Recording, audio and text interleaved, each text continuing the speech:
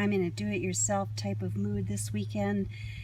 This lawnmower Craftsman is probably 12, 14, maybe close to 20 years old. I'm not sure.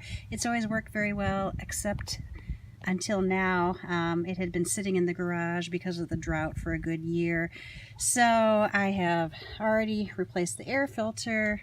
I put in a new spark plug, and I looked online to figure out what else I could do because it still wasn't working. So I have just detached the gas tank and I emptied it out because it says you should really have clean fuel. And then over with the oil, same thing. There's a plug on the underside of the lawnmower, so I unscrewed that and emptied the oil, and just by eyeballing it, it did look pretty bad.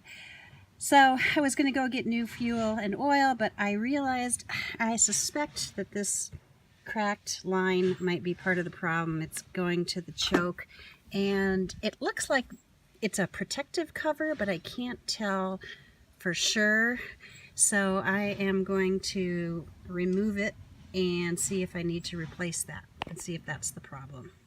So I had to use the large socket wrench, yada yada yada. It was a pain in the butt, but now I can take this off, and there, just for my own education, is the bottom of the of the oil tube, if you will.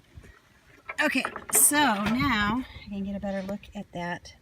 Okay, I have to say I'm pretty fired up because it just pulls right off. So I was mistaken. There's nothing on the inside. It really is the fuel line, I believe. So now I'm going to go to the hardware store and get a similar piece, measure it out, and clean this up a little and put it back on, refuel, re-oil, and see if I can get it to start. Okay, one trip to the gas station and one trip to the local hardware store, and I'm ready to continue. I forgot to mention that earlier. I also took the nut out from under this piece, took it down, and then based on some other YouTube videos I'd seen, cleaned out the nut with a pin. It looked pretty clean to begin with. And as it turns out, I had some unused oil, 30 weight. I got some gas. Got my tools here. Got to have the right tools for the right job. And then I went to buy a new fuel line at Ace Hardware.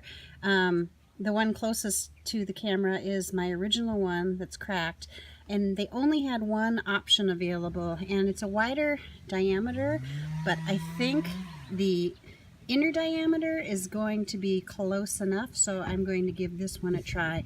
I also just cleaned up the engine a little bit before I put the covers back on.